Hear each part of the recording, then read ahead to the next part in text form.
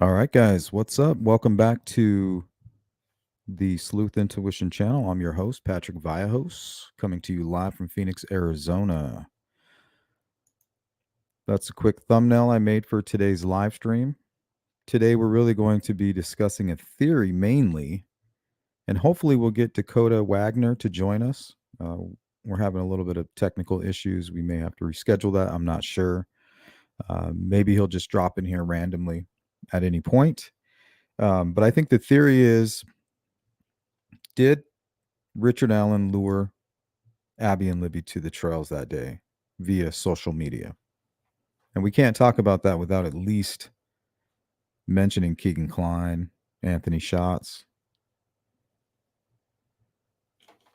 Tie that in with the premeditated appearance of this crime, the timing of it all.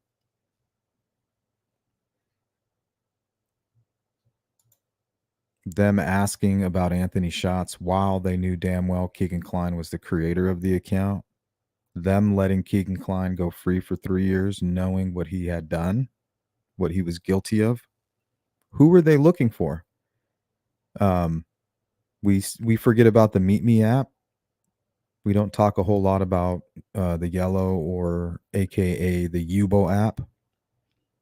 How do we know that Richard Allen isn't using burner phones to access these groups? Like on Meet Me, you can't join a group. You have to be accepted into it. How do we know Richard Allen wasn't disseminating all of Abby and Libby's personal information online? Now, if you're a predator and you live in Delphi and something pops up that says Delphi, or maybe you even recognize one of the girls for whatever reason,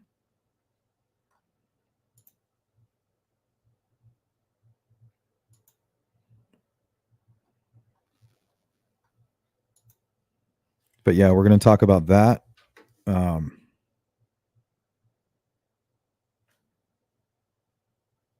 And the reason that I even mentioned this person, Dakoda Wagoner, he was just briefly a neighbor of Keegan Klein's.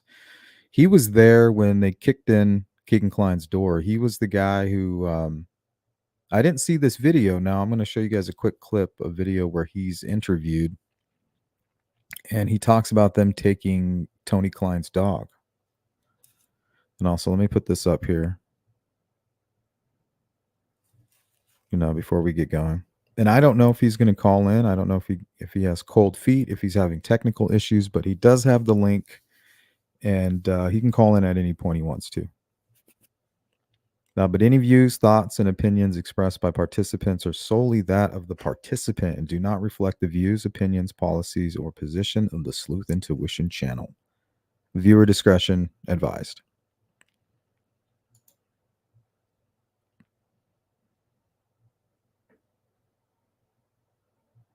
Okay, and also we're going to look at an article here. And what's crazy about this guy here, Joshua Nolan Pennington, now this is an online predator. This is where today's search began, was with this gentleman. Let me share my screen with you guys here real quick.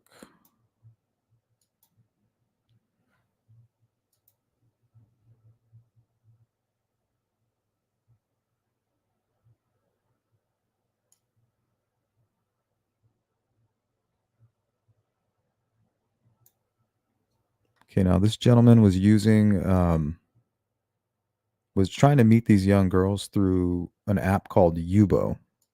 First time we heard about that app it was referred to as Yellow, and it also changed its name. And I also want to debunk this whole Doug Carter went to France stuff. Doug didn't go to France. Nobody went to France. All right. The app was created by 3 French students. Now, when reporters say that the investigation is going to France, that's just a fancy way of telling us, well, it was created in France. And if they have questions, of course, you have to ask the people that are in France. They're not going to physically be there.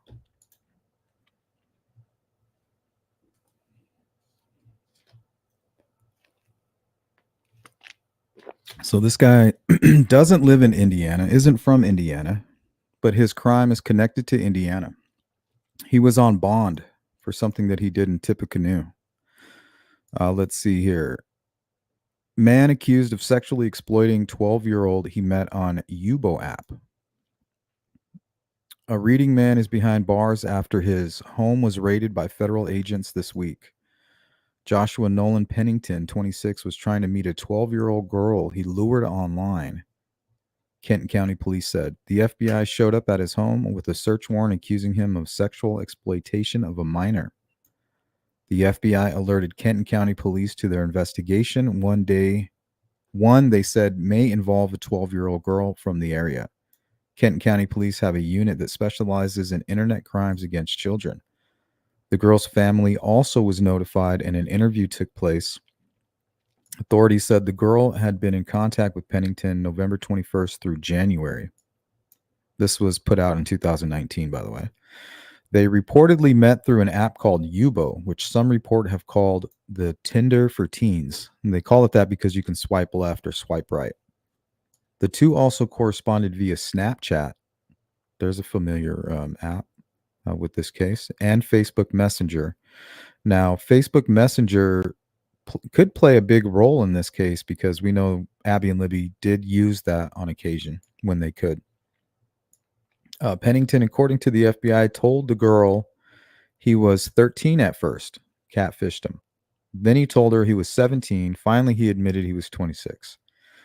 The girl exposed her private parts and sent pictures to the suspect, according to authorities. An FBI agent wrote in a warrant that Pennington was arrested in Indiana for unlawful sexual contact with a juvenile. And we're going to look at his charges in Indiana as well. He is currently on bond from a case in Tippecanoe, Indiana, the complaint states. Pennington has been known to travel to other locations to have unlawful sexual contact with minors.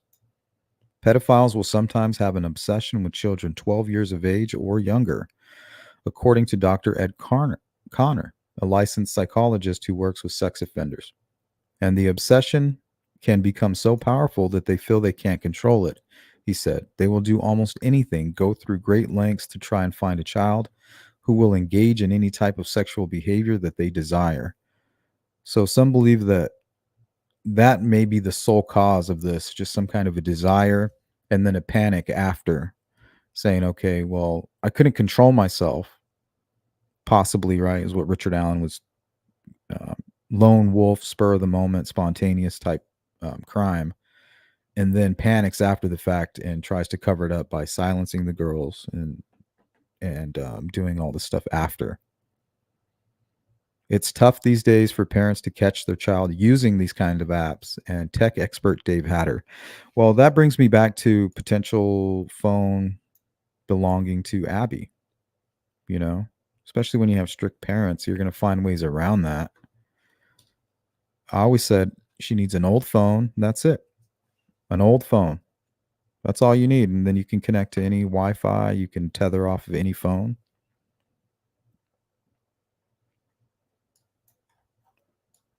So this is Pennington here.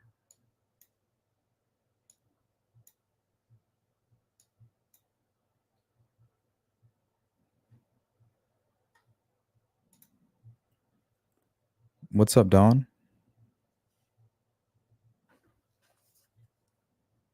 So what about those apps? Yubo, Meet Me, Snapchat. Who's to say Richard Allen wasn't on these apps? There's a lot of weirdness going on with his phone, right? Some of the information that was provided to Dan Doolin was unusual. What device was he using? Looking at stocks at first, then he was, who knows what else he was doing. What phone was he using?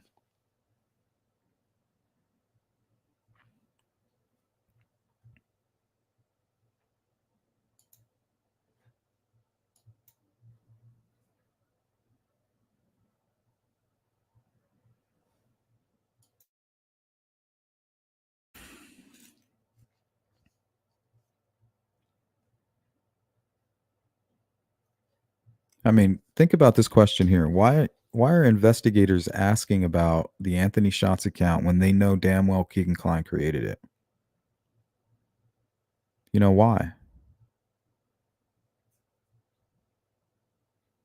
And why is he set free to go live in Las Vegas knowing damn well what he did? The FBI was all over this case. And that's probably why.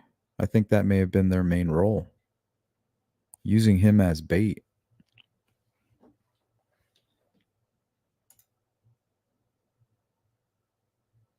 What's up, Sparky, Jari, She Warrior, Christine, Hiawatha, Jacqueline?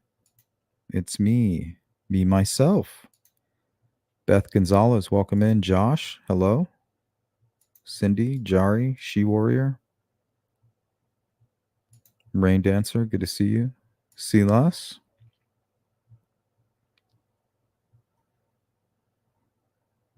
Blind Squirrel, Farmer. Who'd I miss?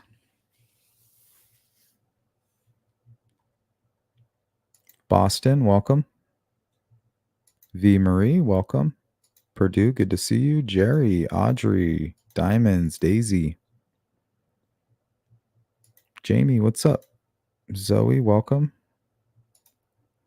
Julia, good to see you.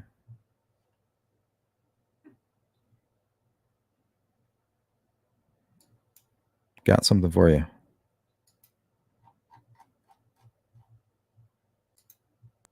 Excellent.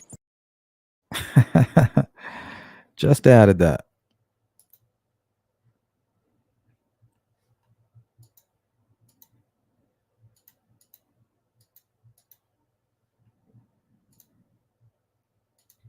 Whiskey Boots.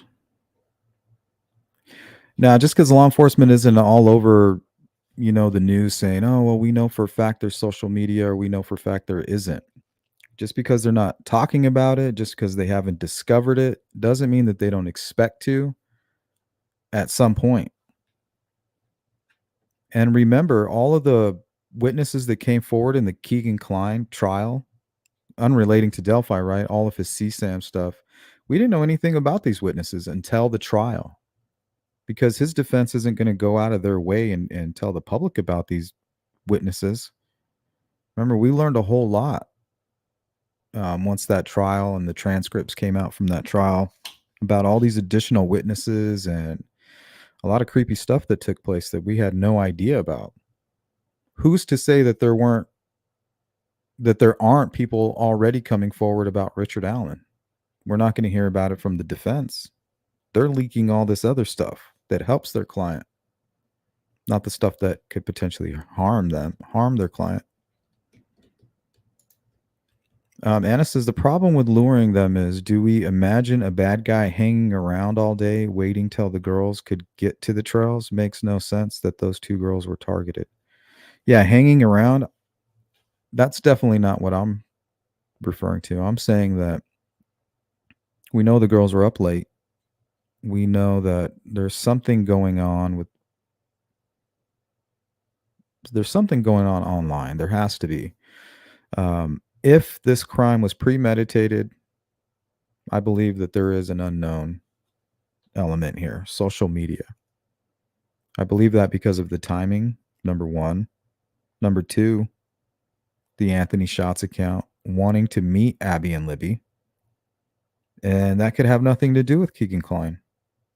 We know he was on all these different accounts. Meet Me, Yubo.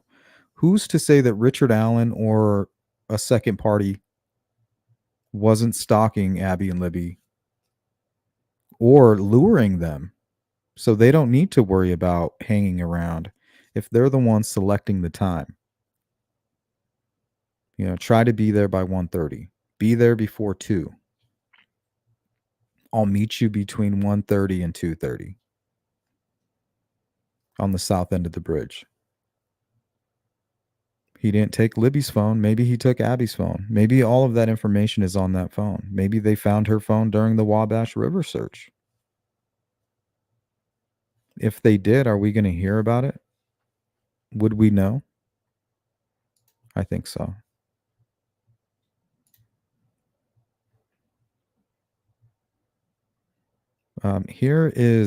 We've shown this video before, but this was shared in the Discord and it goes with today's live stream. So Our top story first at 4. Sacramento investigators say nearly a dozen Indiana kids were coerced by... Can you guys hear that okay? Let's figure that out first. Let me know right away if you can't. Our top story first at 4. Sacramento investigators say nearly a dozen Indiana kids were coerced by a California man into making porn. Thanks for joining us here this afternoon. I'm Bir Chardonnay. And I'm Zach Myers. Fox 59's Jesse Wells explains how this investigation got started. The case began with a tip to the National Center for Missing and Exploited Children. That led to the discovery of at least 80 victims nationwide, and local cybersecurity experts believe the case can serve as a lesson to parents everywhere. This video, released by the Sacramento County Sheriff's Office in California, shows officers serving a search warrant last year that led to the discovery of numerous videos of children engaging in sexual acts. Investigators question and recently arrested Demetrius Carl Davis. Why Indiana always? He's accused of creating fake social media accounts and posing as a young girl named Lizzie to befriend children between the ages of 6 and 13 and groom them to make sexually explicit videos, sometimes with their own siblings. This map illustrates the nationwide scope of the case. The suspect allegedly contacted children in more than 20 states, with 11 victims in Indiana, specifically around Indianapolis, Kokomo, and Hobart. Kokomo. There may be more victims as well. Now, for the most difficult part of this conversation. Crazy. While many victims have been identified thus far, it's believed Davis communicated with well over 100 children between late 2020 and December of 2021. Investigators in California and cyber experts here in Indiana agree parents always need to monitor who their children are communicating with online. I think this is a teaching moment, hopefully, for all of us, for parents and kids alike. We need parents to get actively involved in our kids' activities. Kathy Bledsoe, a youth educator with the Indiana Crimes Against Children, and Scott Shackelford with Indiana University say the case illustrates how young kids can be targeted by suspects from virtually anywhere. These predators can come from anywhere, so that's why we just have to be as mindful, as watchful as possible. Finally, anyone, anywhere who wishes to report child pornography can call 1-800-THE-LOST or go online at report.cybertip.org. Jesse Wells.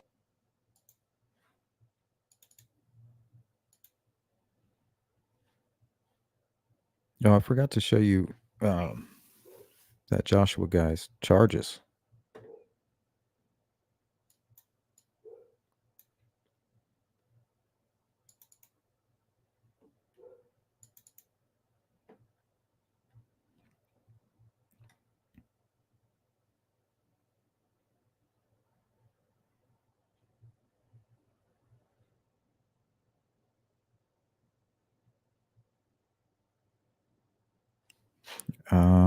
Trying to show you guys something. Guys, have you seen the Rex Heuermann planning documents?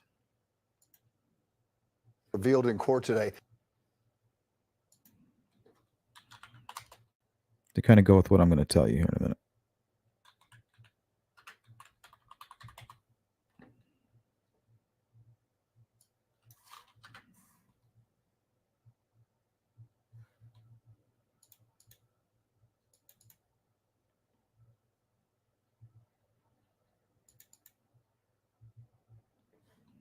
Okay, so this is some kind of a checklist. And we had killers like Joel Rifkin comment on the Long Island serial killings long before we knew who Rex Heuermann was. And Joel always mentioned the fact that water was nearby was no accident, and that he would study other serial killers to learn and to make better decisions. And that reminded me of the recent release of Rex Heuermann's planning documents. So who's to say Richard Allen didn't do something similar? Rex Heuermann was proficient when it came to his selection of burner phones. He made his mistakes, of course. And those were really only discovered, I think, after the fact. They didn't really lead to him directly. They were just more supporting him as the suspect. But if you're never the suspect, There's no way to tie these burner phones to you. And during Shannon Gilbert's 911 call, you can hear the men in the background kind of laughing about that and her inability to pinpoint where she was. And they knew damn well that they wouldn't be able to trace the call. Who's to say the killer of Abby and Libby didn't make his own planning documents, his own checklist? I need to do this, this, and that, and that's how I will get away.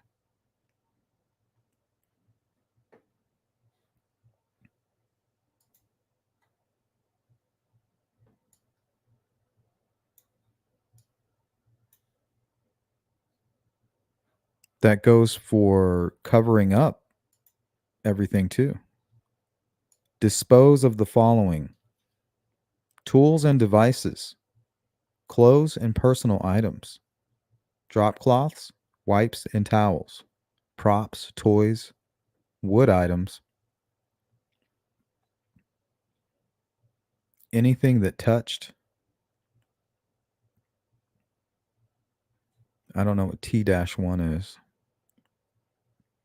What you wore, destroy book and computer files, burn gloves, dispose of box of plastic bag to avoid trace.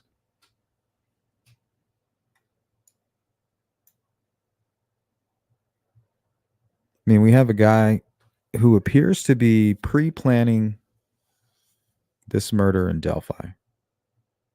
He's layered up. Can't tell if he's fat or skinny. Some folks couldn't even tell if he was short or tall. They didn't even know what vehicle it was. They weren't even sure what type of vehicle it was. They didn't have a license plate. Whatever they found during that Wabash River search is what led to Richard Allen. What the hell was it? What could it have been? What would have his name on it or lead to him?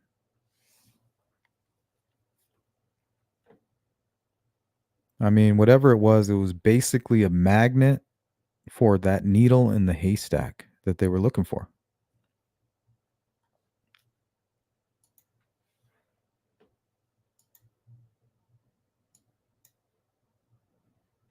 So it doesn't look like we're going to have a guest today. I'll see if maybe we can get him on at another time or if I can get some information.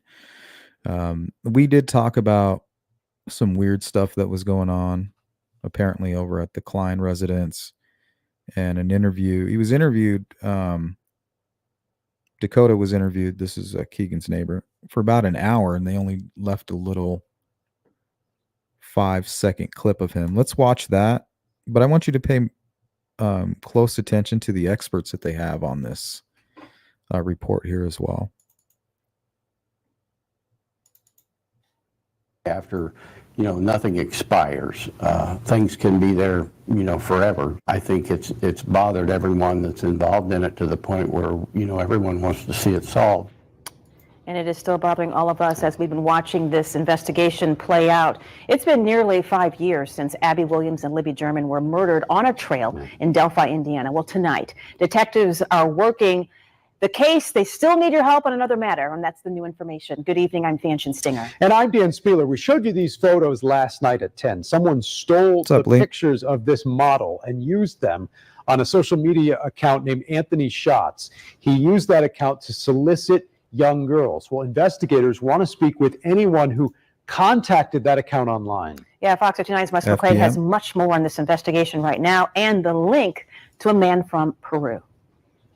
This is the house in Peru where a neighbor told me federal agents and local police visited just a couple weeks ago, looking for information about this man, 27-year-old Keegan Anthony Klein, and his father. They asked me a few questions. That whole parking lot was full. There was at least 12 cars there, unmarked vehicles. They were all trucks and SUVs. They went in his house and they took his dog. Okay, so that's what I wanted to talk with Dakoda about also. There was all this talk about why they took the dog. Well, I'm assuming anytime you SWAT team kicks in a door and there's animals roaming around, I would assume they would have animal control there. So I really wanted to ask him about that, the details. So we'll try to get him back on here. That's him there. That's his interview with Fox 59. And he only lived near Keegan and Tony briefly. To this probable cause affidavit, state police detectives and FBI agents first went looking for the man who made the social media post titled Anthony Shots. The post included fake photos, not of himself, and the user allegedly asked young girls for nude photos and offered to meet them. Also, investigators went to Keegan Klein while he was in jail, and they told him, hey, man, we're getting ready to release some information about what you've been doing, about this Anthony Shots stuff. And he says, I don't care. I didn't do anything. It's not related to the Delphi case. And they said, are you sure? We're giving you this opportunity.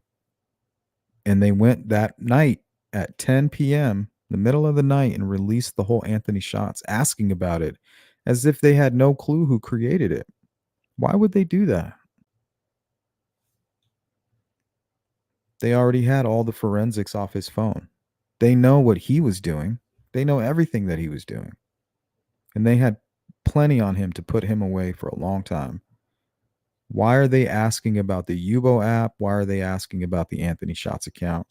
And why is the Anthony Shots account seemingly wanting to meet Libby that day? What's going on with all of that? I don't think they have all the answers yet.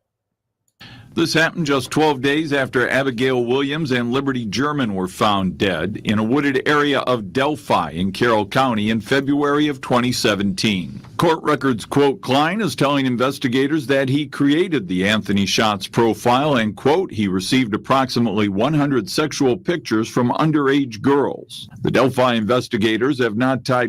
Okay, now imagine a room or a group on the app Meet Me with people just like Keegan Klein. We're talking a group of like maybe 10 to 100 people, all pedophiles, all online predators. I mean, you're telling me that it's not possible that somebody got wind of Abby and Libby and how Richard Allen was basically, or not Richard Allen, but Keegan Klein was catfishing them. Of course, he was throwing out a big net, catfishing a lot of different people, but he knew damn well who they were when they passed away. He admitted to that. And law enforcement experts have been saying from the beginning that it's likely that he could have passed on the information that the girls were going there that day. So if he's talking about meeting the girls, that means that he had prior knowledge that they would be at the trail. So the notion that it was a spur of the moment idea, I don't buy into all of that. They could have been planning this trip to the bridge all night into the early morning hours, for all we know. Klein to the murders of Abby and Libby and have not answered why they are releasing this information now.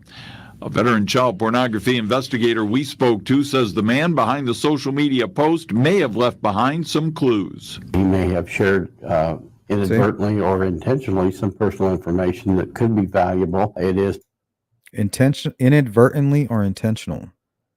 So it's possible that law enforcement was keeping Kegan on a short leash, letting him go to Vegas, wondering if he does have some kind of contact with the killers of Abby and Libby, and he just doesn't know about it. Like they know it's connected in some way. Because even when they interviewed Keegan Klein, they asked him, well, did you just talk to somebody that day or the day before and let them know, hey, these girls want to meet you? So, I mean, they're convinced that that was a possibility. Possible that some of that information still exists. Russ McQuaid, Fox 59 News. Russ, thank you.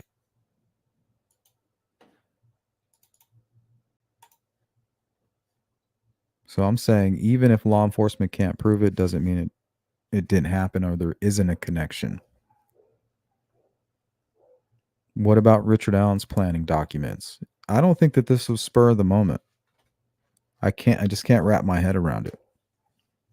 Spur of the moment is you park in the normal parking area. You're just going on a normal hike. There's no reason to be overdressed. You're doing what you do all the time. I'm going to go unwind. I'm going to go walk this trail, and then you snap.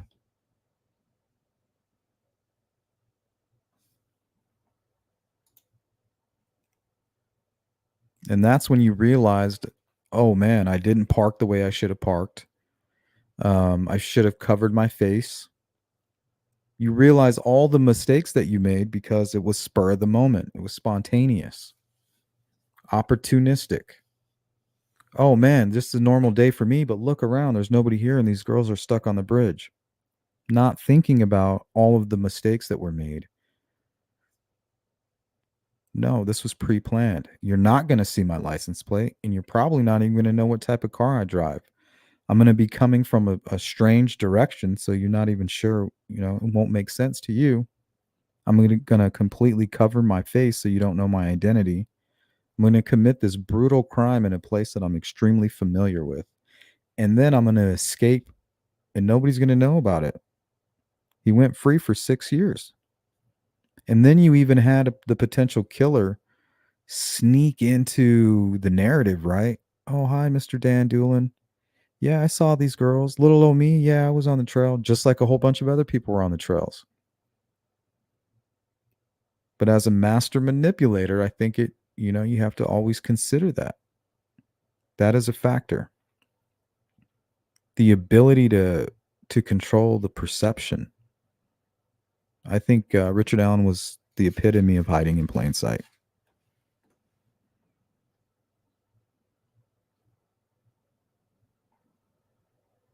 Let's take a look at some of these other stories here. A man is behind bars at the Bexar County Jail after deputies say he sexually assaulted a 14-year-old girl. According to the arrest affidavit, 19-year-old Alvaro Enrique Gonzalez met the girl 1 month ago on a dating app called HUD. Gonzalez told... See, I've never heard of HUD. So I don't know if you guys know anything about that, but we're going to do a follow-up on whatever the hell that is. So I remember I brought you guys information on Wicker and Mega. These are sites where people who are proficient online at hiding and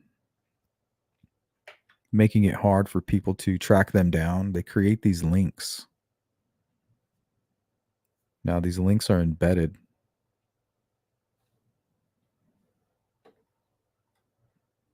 And anybody can purchase the link.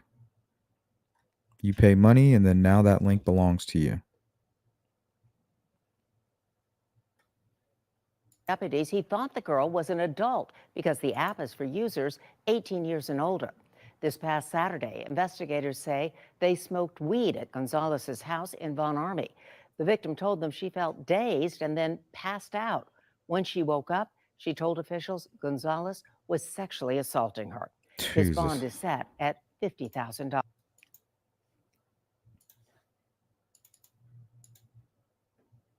Okay, I got two more, and then we're going to open it up for discussion. They arrested a man who allegedly impersonated someone else so he could victimize women. And police say there could be more victims.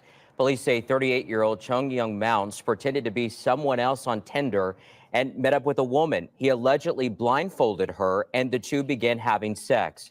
According to police, sometime during the sex, the victim realized that Mounts wasn't who he claimed to be and asked him to stop. But police say he didn't. Can you believe that? So he's catfishing his victims, and then somehow he works his way into blindfolding them. So they never really get to see whether or not this is the catfish or not. How creepy is that? Detectives worked with Selma police to identify him, and they believe he is involved in multiple other cases similar to this one dating back to September. So if there's anyone out there who remembers being swindled or tempted by a male who they believed was a white male, and then meeting up with that male and being blindfolded, being in relations, or being stolen from. Contact police. Now, in some of those cases, police say that Mounds got a hold of victims' phones to send himself money. He is currently facing charges of See, now, did you notice they asked that question during the arrest? Right? They're asking this question. So this is the question that they should have been asking with Keegan Klein when they originally arrested him, if they were curious. If they were looking to bring anything further against him, when he was arrested, they would have said these exact words here.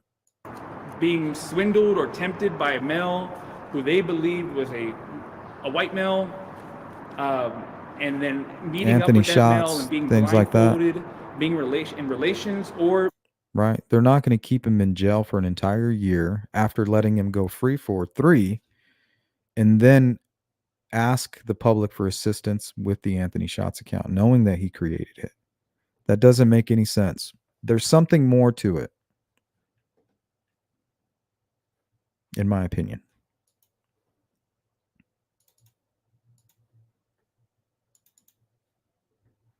Warning for parents tonight. You're probably familiar with Facebook, Twitter, Snapchat, and maybe even Tumblr. There's another app that your kids may be using. Fox Champagne's tonight, Deborah Gedges joins us in the studio tonight with a closer look at the risks involved. Doug, Catherine, it's called Meet Me, and you have to look beyond the app's smiley face. Okay, now Meet Me is an app that Kegan was proficient with. A lot of his Emily Ann stuff, he would go there as, I believe, maybe even as a lesbian girl in some occasions. As a 13-year-old girl, he would gain their trust. And once he would gain their trust, he would send them over to his, her father or her older brother, which was them the entire time. Logo. It can be used as a hookup app for teenagers where they can send sexually explicit messages and even meet up with strangers. Last month, this 48-year-old Oregon man, Andy Votes, you see his mug there on your screen, was arrested after police say he met a girl under the age of 16 through Meet Me and had illegal sexual contact with her. Police say the girl was found inside his home 3 days after her family reported her Terrifying. missing. And just this month, 26-year-old DeAndre Downs of Columbus, Georgia, was charged with sexual exploitation after police say he was chatting through the app with an officer who was posing as a 14-year-old. I think there's a lot of educational stuff out there and things that are like cartoons and shows that they really like. With thousands of free mobile apps at your fingertips, it can be challenging to always know what your child is up to. I go through their phones. I do. If you look, you may find apps on your child's phone like Meet Me. Users between the ages of 13 and 17 are supposed to get their parents' or guardians' permission to use the app, but there is no verification that the parent is the one actually signing off. You have to be more careful when you're using those kind of apps because every adult's trying to, try to contact young kids and they don't know the age. Meet Me is described as a social network similar to a dating app. It helps users meet new friends based on their location. Anyone a teen connects with on the sites can see everything they share. It's crazy out here. Grown people out here. We got pedophiles out here. Now suspected predators are behind bars, accused of preying on children through the app. In addition to the recent arrests, a lawsuit was filed in San Francisco in 2014 after 3 separate cases where men were arrested, accused of meeting children through the app. We've reached out to Meet Me 4 times via phone and email to ask about these claims as well as their safety protocols, but nobody from the app has responded. Meet Me does offer users the ability to report abuse on the app. Police say if you do suspect your child has been in touch with a predator, you should contact police right away and don't delete the app or any information until it has been shared with police. For now, reporting tonight's Deborah Gedges, Fox Champagne News at 9. Thank you.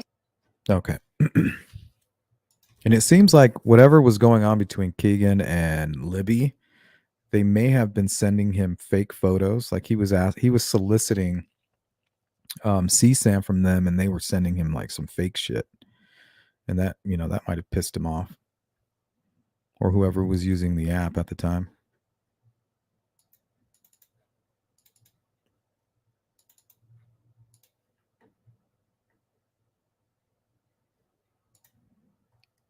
All right, we'll catch up on chat and then we'll get out of here. See if you guys can poke some holes in this theory. Rain Dancer says, is there a description of the other man they're trying to invade a house with a mask? Is there a description of the mask? Hey, what's up, Mustang?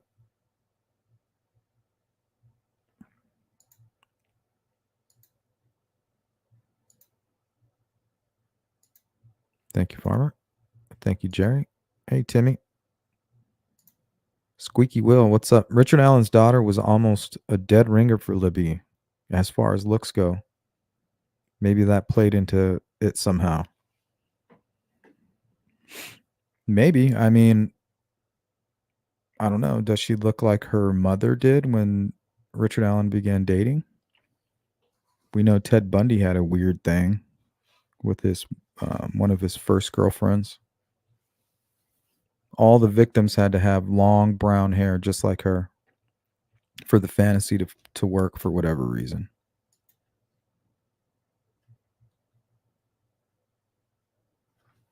Miss Thang, what's up? What's the time difference between them staying up late the night before and Libby telling Max someone was harassing her? I'm not sure. The way Max made it seem was a few days, maybe even weeks. He said January.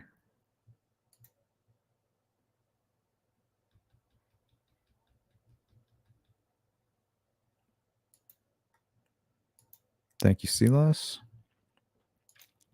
Blind Squirrel says, in my opinion, Richard Allen was on law enforcement's radar way before October 2022. Wasn't Richard Allen's brother-in-law an IT guy? I don't know if he was an IT guy. But there was that interview with Doug Carter where he says, we know a whole lot about this suspect. But they can know a whole lot over 5 years and not know who the person is. But I agree. I mean, there were some weird things going on. Especially the 2018 presser. It appears Richard Allen was present. Can't verify that. But also, I think Holman says, well, here's the guest of honor or something like that.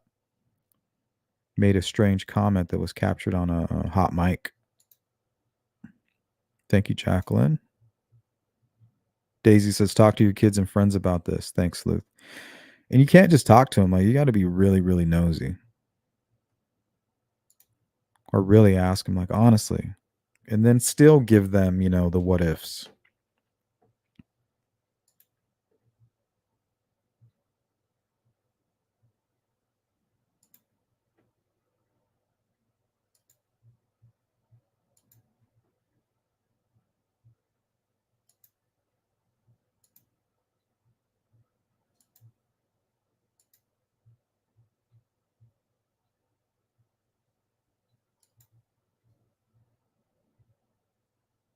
CJK, I think he was there to hurt someone that day. Did he know someone specific would be there, or did he just want to hurt someone that day? That's hard to accept. I mean, we cover so many cases over the last 2 to 3 years, and where did we find one guy that's just picking a spot and not a target? I think we found 3 cases, one in Bloomington, one in Bedford, where people were attacked randomly on these trails, but we don't know if they were targeted or not. In the Bruscia case, we know the guy was driving home and he was triggered. See, this is what a spontaneous crime looks like. The guy was in his work clothes. He sees a young girl walking home. He's on his way home. And he decides he's going to kidnap her because she decides to take a shortcut. And he ends up being captured on camera. And he gets busted.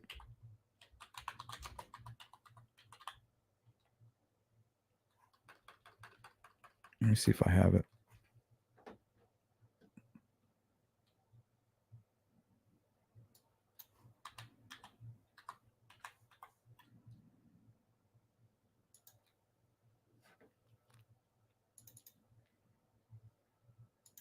Okay, now this reminded me of the Delphi murders a lot.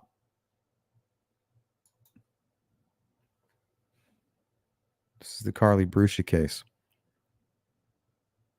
So this guy was not stalking her at all. It was just spontaneous. Opportunistic. 100%. He's in his work clothes. He was in his everyday vehicle on his route to work, and decides he's going to kidnap this girl. There was nobody around. And it looks a lot like what happened on the bridge.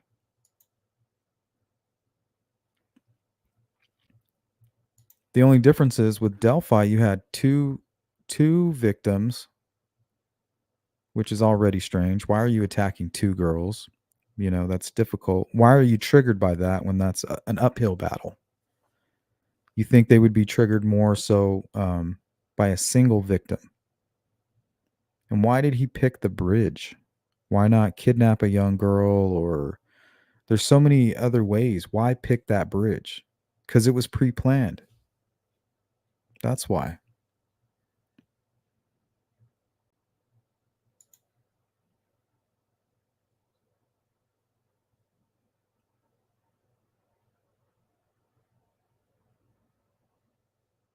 Dude's wearing his name tag.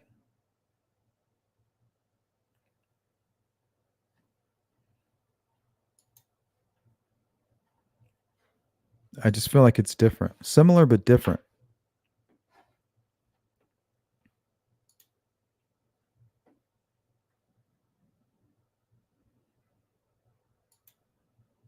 Yeah, Josh, very creepy. Who's to say... Here, let me play this clip from you. Well, I'll just tell you, because I use it all the time. Joel Rifkin, he was talking about the Long Island serial killer. He said the fact that you're finding these bodies near a body of water is not a mistake. He said oftentimes he would plan for his killings. He would plan the murders. Now we know for a fact that Rex Heuermann is doing that. Who's to say that didn't happen here? That they were planning the murder, and all they needed to do was lure some people into the trap, into the spider web. All we got to do is get them there. We have everything planned out. Whoever we can get into this trap to cross that bridge, that's who we're going to kill. But how did they get them there?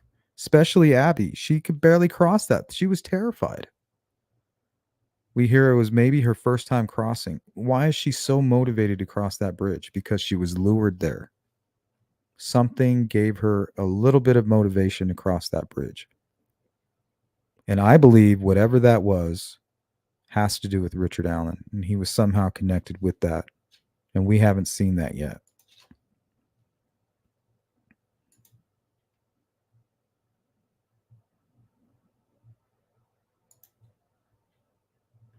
Very organized, Shane.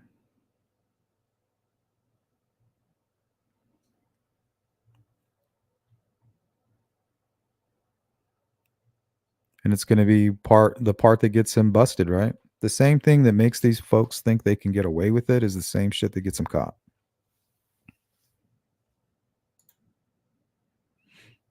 Yep, and he read those John Douglas books.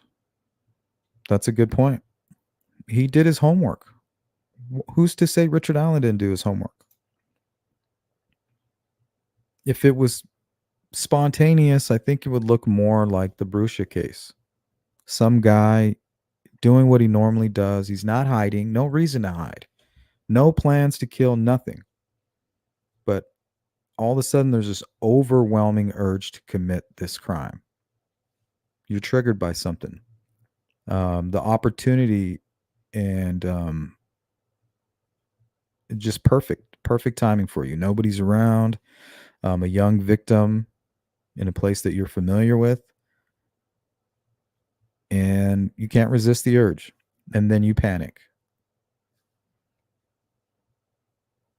I don't think that's not what happened with Delphi. I mean, they struggled to identify this guy. They got him on camera. They got his voice. Apparently, they had his car.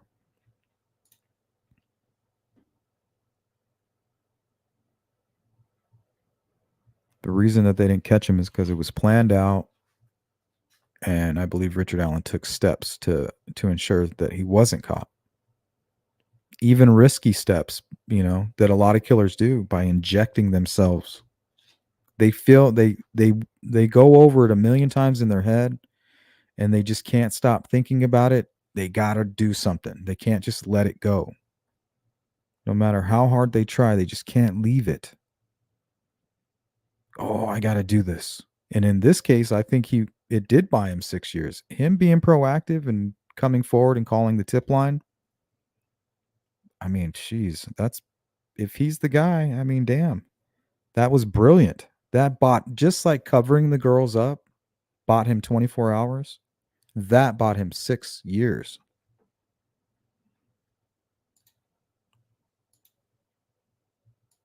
Very proactive.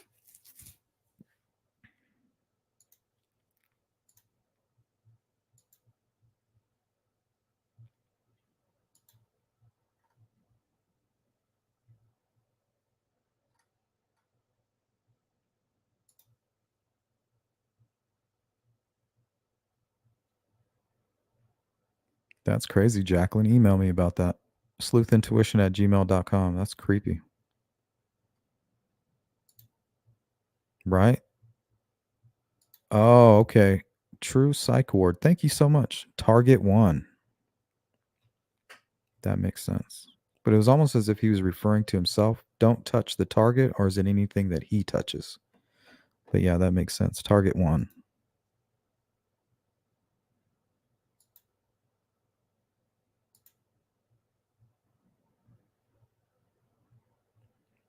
Purdue says, I think Richard Allen was organized. He came prepared, left no obvious DNA. And that's what was down the hill, right? Was the water. That could easily explain why all the clothes was down. Libby's clothes was down by the water. You know, he may have used it maybe to clean up. He could have done something really gross after, right? He's there for a reason. Something's driving him, and he's going to get it. Whatever he came for, he's getting it. Nobody's stopping him today. There's no controlling Mr. Hyde.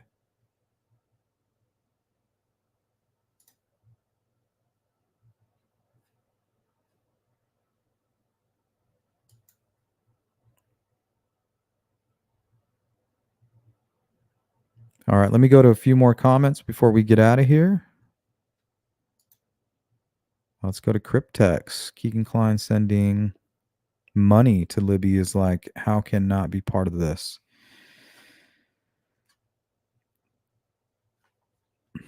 Was it Kegan? I think other people could have been using that account. Other people could have been accessing the information that was provided by that account in these groups in Meet Me.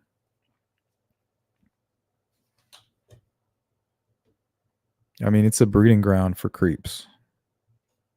100%.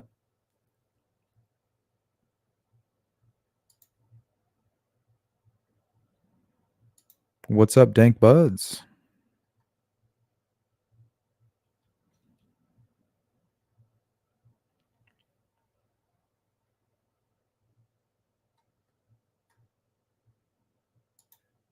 Let's go to Josh. I wonder how many or if any has contacted law enforcement about contact with Anthony Schatz.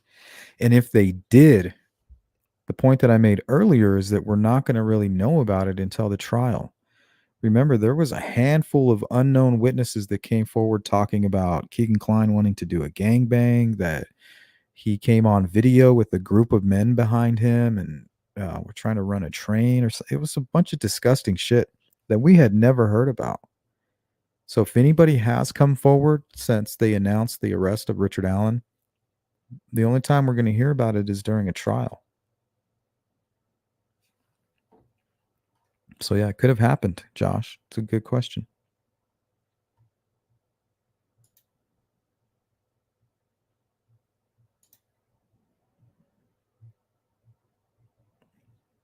Yeah, there's nothing, it doesn't feel random. The thing is, if it was random, this dude would have been caught within the first month, I think. Too many mistakes would have been made. He wouldn't have had his face covered the way he did. He wouldn't have parked the way he did. He wouldn't have erased his entire social media footprint the way that he did. The timing of it gets to the park at 1:30. The girls are getting their ride at 1:30. They've established their ride At 1:30, the killer shows up at 1:30. Killer goes straight to the bridge. The girls go straight to the bridge.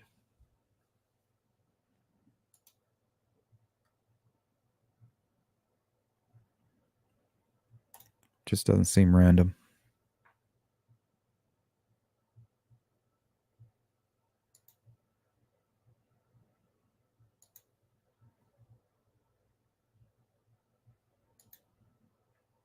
Hello, Mary.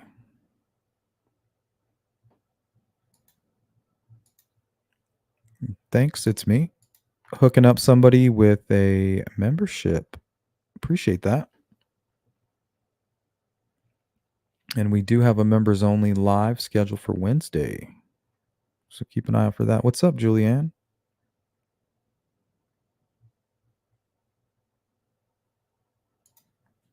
If KK got immunity, what legit info did he have? We don't know. And maybe they don't need Keegan Klein. Maybe they, through their own investigation, they used Keegan Klein and got Richard Allen's name. Whatever it was, it happened the 4th week of the Wabash River search. We learned that in the PCA. They say it. It's written right in there. Tony Leggett was handed a lost tip narrative, and it gives you the date. And the date was week 4 of that search. Not only that, they only searched exactly 1 week after. And then 1 week after that, exactly, they're interviewing Richard Allen. 2 weeks after that, he's in jail. And then we know Keegan Klein was marked as a confidential informant. Everything from that point, he was taken into ISP custody and brought to Grissom Air Force Base to discuss his charges? No. He's there to discuss the Delphi case, the day the Wabash River search starts. That it's just too hard to ignore all of that. Crazy. It's too hard for me to get past it. And then he referred to them as the boys. I met the boys. Or the guys. I met the guys. Like, what the hell is that all about? Good to see you, Timmy.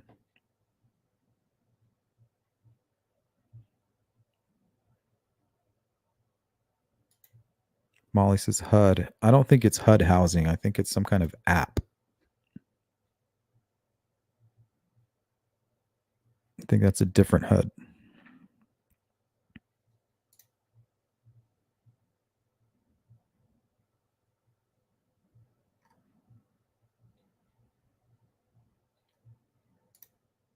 Thank you, Rescue. Says justice for Abby and Libby. Nothing matters more.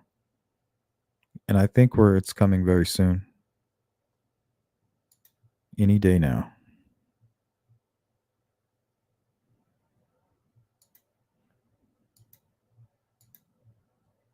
Thank you, Mustang.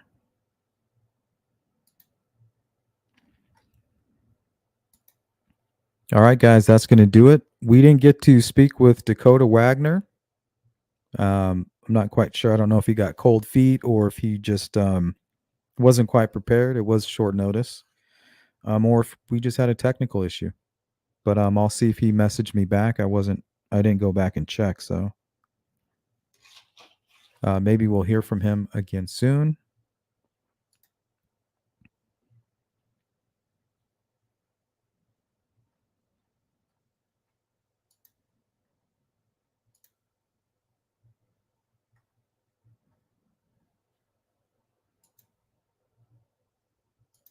Thank you for watching the Sleuth Intuition channel. If you are part of the replay crew, you know what to do. Drop a comment and let me know what you think.